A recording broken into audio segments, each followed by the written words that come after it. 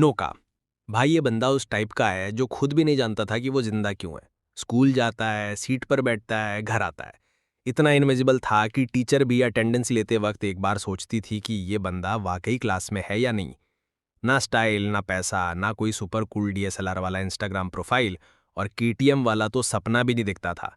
एकदम basic middle class virgin लड़का जो अपने मन में ये मान चुका था कि जिंदगी में गर्लफ्रेंड जैसी चीज उसे तो छोड़ो, उसके वाईफाई के सिग्नल तक से दूर रहेगी।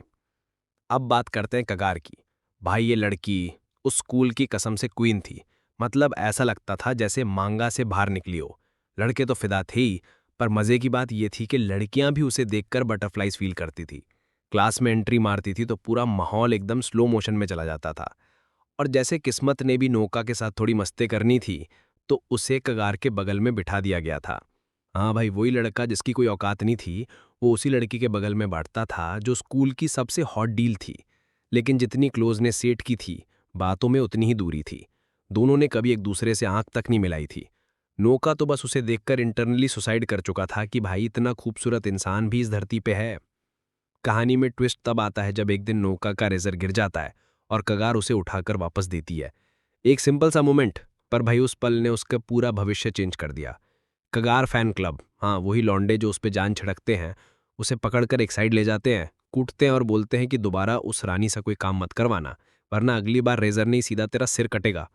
नौका वहीं अपनी किस्मत पे रोता है, लेकिन कुछ कर नहीं सकता। उसके अंदर ना हिम्मत है, ना ही कोई लड़ाकू भावना। वो तो बस उस भीड़ में एक साइड कैरेक्टर बनकर रह जाता है। अब क्लास खत्म होती है और टीचर उसे एक सिंपल सा काम देती है, ये पेपर्स ले जाकर दूसरी क्लास में दिया। इतना आसान काम कोई भी कर सकता है, लेकिन नौका जो है उसकी लाइफ में आसान काम भी क्लाइमैक्स बन जाते हैं। रास्ते में जाते वक्त अचानक एक लड़की आती है और उसके हाथ से वो सारे पेपर्स छीन लेती है। वही कगार फैन क्लब के एक मेंबर, जिसका सीधा मकसद नौका को कगार से दूर रखना था, क्योंकि आज कगार की भी ड्यूटी थी और वो लड़की नहीं चाहती थी कि इन दोनों के बीच कोई कनेक्शन बने। भाई नौका तो वहीं खड़ा रह जाता है, जैसे बंदा रेफरेंस के बिना किसी मांगा में फंसा हो, एकदम हेल्पलेस, कंफ्यूज और हारा हुआ। अब बात आती है असली ब्रेकडाउन की। नौका एक दिन कचरा फेंकने जा रहा था और उसी कचरे में उसे एक पर्ची मिलती है जिस पर लिखा होता है, आज मौसम अच्छा रहेगा, लेकिन हो सकता है तेरे ऊपर बिल्डिंग गिर जाए। भाई अब कोई भी समझ जाएगा कि ये मजाक है, पर नौका की किस्मत और कहानी दोनों ही रैंडम है। जैसे ही वो ऊपर देखता है, स्कूल का क्लॉक टावर उसके ऊपर गिरने वाला होता है। और उस वक्त भी वो यही सोच रहा होता है कि यार मैं अभी भी वर्जिन हूं, क्या मेरी मौत ऐसे होनी थी। और फिर बूम, ब्लैकआउट। जब उसे होश आता है तो वो खुद को हवा में उड़ता हुआ पाता है और नीचे कोई नहीं बल्कि कगार उसे थामे हुए है, विच के गेटअप में।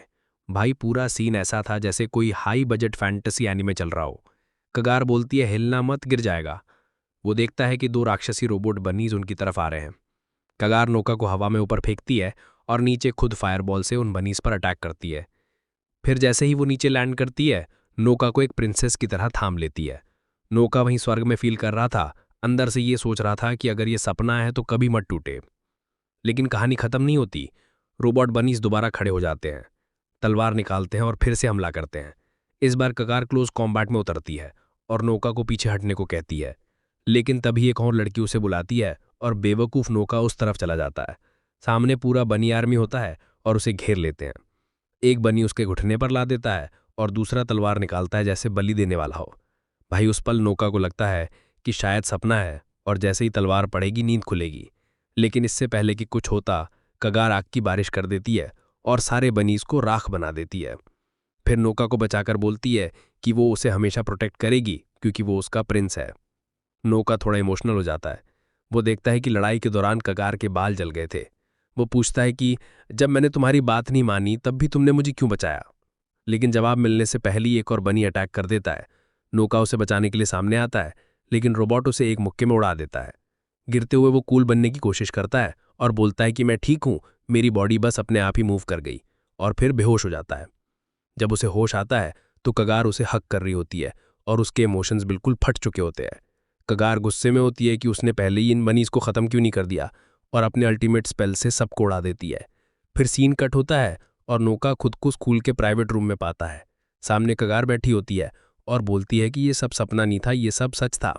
वो कहती है कि तुम्हें बस एक बात समझनी है, तुम मेरे मास्टर हो और मैं तुम्हें प्रोटेक्ट करने आई हूँ। नौका कुछ भी समझ नहीं पाता, लेकिन चुपचाप उसके साथ घर की ओर निकल पड़ता है।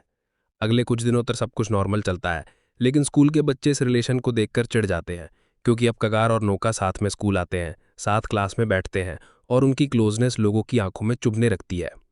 और भाई नोका जो कल तक बैकग्राउंड में था, अब लाइमलाइट में आ गया है। उससे अब लोग डरते भी हैं और जलते भी हैं।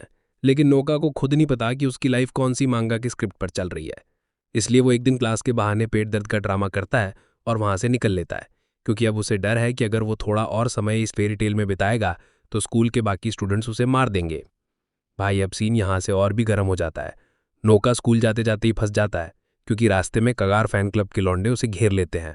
सबके चेहरे पर वही घमंडी स्माइल, जैसे किसी छोटी मछली को पकड़ने वाले मछुआरे होते हैं।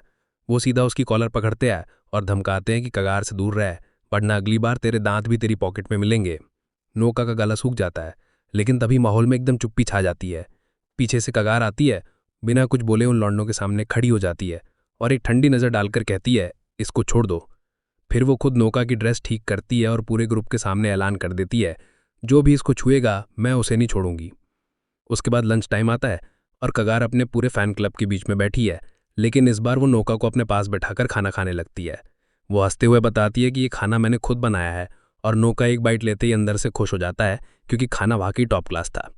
लेकिन जैसे ही वो आसपास देखता है, फैन क्लब के सारे मेंबर घूर रहे होते हैं, जैसे उनकी पार्टी में कोई अनइनवाइटेड गेस्ट घुस आया हो।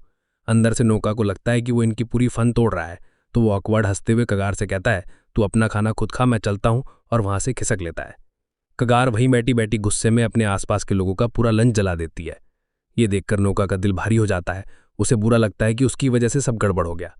वो अकेला घूमते घूमते उस स्कूल बिल्डिंग के पास पहुंच जाता है, जो पहले उसके ऊपर गिरी थी, लेकिन अब वो बिल्कुल सही सलामत खड़ी थी। तभी पीछे से एक लड़की आती है, बड़ी कैजुअल टोन में कहती है, वो बिल्डिंग गिरना बस एक इल्यूजन था। नोका चौंक जाता है और लड़की आगे बोलती है, तेरे पास कोई पावर नहीं है और ये सब तो बस सोच रहा है। नोका उसकी बातों में इतना खो जाता है कि उसे पता ही नहीं चलता कि लड़की कितनी करीब आ गई है। अचानक वो अपना असली रूप दिखाती है। उसका नाम टान पोपो है और वो उसे किडनैप करने आई थी। लेकिन जैसे हर बार होता है, कगार सही टाइम पर एंट्री मारती है और नोका को बचा लेती है। टान पोपो अपना हाथ हिलाती है और ढेर सारे रोबोट बनीज प्रकट हो जाते हैं। इस बार पहले से भी ज्यादा, सबके हाथ में स्पीयर और तलवारें। वो चारों तरफ से कगार और नोका को घेर लेते हैं और अटैक शुरू कर देते हैं। लड़ाई में नोका आंख बंद करके बस खुद को बचाने की कोशिश करता है, लेकिन जब आंख खोलता है तो कगार काफी बुरी हालत में होती है। वो अभी भी खड़ी थी, लेकिन जख्मी थी। नोका को खुद पर गुस्सा आता है कि वो कितना बेकार है और कगार के भरोसे के बावजूद उसकी मदद नहीं कर पा रहा। वो जल्दी से बोलता है कि रुको, मैं एम्बुलेंस बुलाता हूँ, लेकिन कगार मना कर देती है और बस एक प्रॉमिस मांगती है कि कल लंच टाइम पर वहां से मत भागना। नौका हाँ कर देता है और कगार कहती है, चोट लगी है लेकिन मैं ठीक हूँ, क्योंकि मैं आग से बनी हूँ। वो उसे आंखें बंद करने को कहती है और फिर एक धमाकेदार स्पेल मारकर सारे रोबोट्स को राख बना देती है। उसके बाद नौका को बाहर निकालकर तन पोपो को धमकाती है, तुझे नहीं छोड़ूंगी। तन पोपो अपने रोबोट की मदद से किसी तरह वहां से भाग जाती है। नौका आंख खोलता है तो देखता है कि कगार बिल्कुल नॉर्मल खड़ी है और आसपास की जगह भी पूरी ठीक है। अब सीन अगले दिन पर कट होता है। क्लास में 5 नए स्टूडेंट आते हैं और नौका हैरान रह जाता है, क्योंकि वो सब तन पोपो और उसके साथी होते हैं। दिन गुजरते हैं और नौका बस में बैठा सोचता है कि पिछले दिनों में उस पर कितने अटैक हुए, कितनी बार लोग उसे मारने आए, लेकिन कगार ने अभी तक ये नहीं बताया कि आखिर ये सब क्यों हो रहा है। वो ठान लेता है कि आज पूछेगा, लेकिन उस दिन कगार बस में थी ही नहीं। स्कूल पहुंचकर वो अपने शूज लॉकर में रखता है और क्लास में जाता है, लेकिन अंदर का सीन देखकर दिमाग घूम जाता है। कगार उन्हीं नए स्टूडेंट्स के साथ मजे कर रही है। क्लास के बाहर टॉर्चर क्लब का बोर्ड लगा होता है। नौका सोचता है, भाई ये कैसा क्लब है। कगार उसे देखकर बताती है, मैंने तुझ पर एक मैजिक कास्ट किया था, इसी से तू यहाँ तक आया है।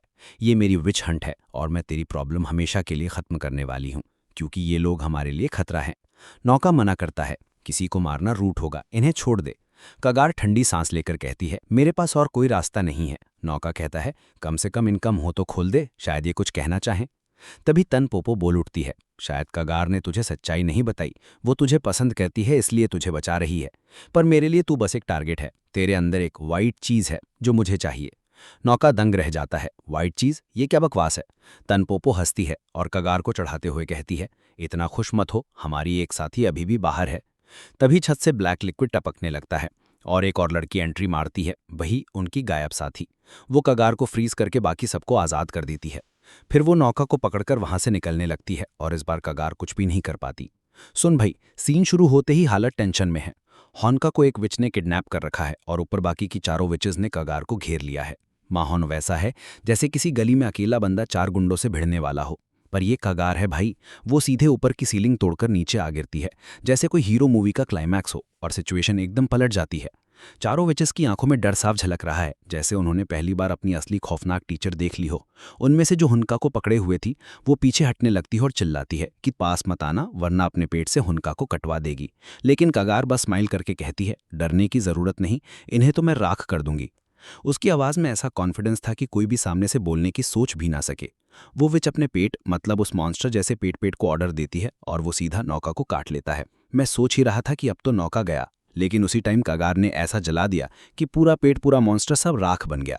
कमाल की बात, नौका की गर्दन पर एक खरोंच तक नहीं, पर फिर देखता है वैसा ही घाव कगार की गर्दन पर है, यानी उसने दर्द ट्रांसफर ले लिया था। चारों विचेस को समझ आ गया कि यहाँ उनका कुछ नहीं होने वाला, तो वो चुपचाप खिसक लीं। अगला सीन, नौका जागता है और फिर से उसी स्कूल के प्राइवेट रूम में है। सामने कगार बैठी है, गर्मी के मौसम में भी स्कार्फ लपेटे जैसे ठंडी हवा में बैठी हो। नौका सीधा पूछता है, ये लोग मेरे पीछे क्यों पड़े हैं, मारना क्यों चाहते हैं? कगार टालने की कोशिश करती है, पर नौका इस बार सीरियस है, मुझे आंसर चाहिए।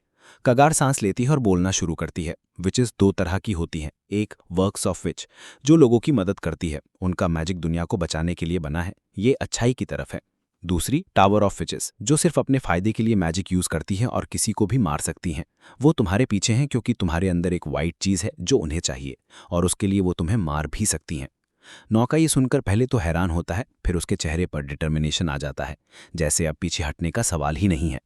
कट टू, एक कॉफी शॉप, 2 औरतें बैठी बातें कर रही हैं, एक स्कूल की एडमिनिस्ट्रेशन वाली और दूसरी उसकी पुरानी दुश्मन क्रोनो एरा। 130 साल बाद उनकी मुलाकात हो रही है। बातों में पता चलता है कि मलेशिया का एक स्टूडेंट उनके खिलाफ हो गया है और शायद वो दुश्मन की तरफ जा सकता है। उसी बीच नौका को कगार का कॉल आता है, बाहर मिलो। नौका सोच रहा है, वाह, डेट पे बुला रही है, लेकिन डेट कम और एक मिशन ज्यादा है। दोनों रेस्टोरेंट जाते हैं। नौका सवाल पर सवाल पूछता है और कगार हर बार आधा सच आधा झूठ बोल देती है। तभी एक वेट्रेस आती है, कगार को पहचानती है और नौका से पूछती है, तुम्हें पता ही ये कितनी फेमस है? ये वेट्रेस भी एक विच निकलती है और नौका का खाना खराब कर देती है। कगार गुस्से में उसे उठाकर बाहर ले जाती है। इसके बाद शॉपिंग, पूरा बैग्स का पहाड़। नौका बैग पकड़ते हुए सोच रहा है, ये मुझे अपना नौकर समझ रही है क्या? तभी उसकी नज़र एक छोटी बच्ची पर पड़ती है जो रो रही है, शायद अपने पेरेंट्स से बिछड़ गई है। एक लड़की आती है, उसे चुप कराती है, कहती है परेशान मत हो, मैं ढूंढ दूंगी। नौका को ये देखकर अच्छा लगता है, सोचता है कगार की जगह ये होती तो यहाँ हंगामा हो जाता। लेकिन फिर ट्विस्ट, वो लड़की एक पोस्टर निकालती है जिसमें नौका का चेहरा और बड़ा सा वांटेड लिखा है। बच्ची को लात मारती है, तलवार निकालकर सीधा नौका की तरफ। पीछे से और विचेस आ जाती हैं, लेकिन कगार पहुंचती है और एकदम से जलाकर राख कर देती है।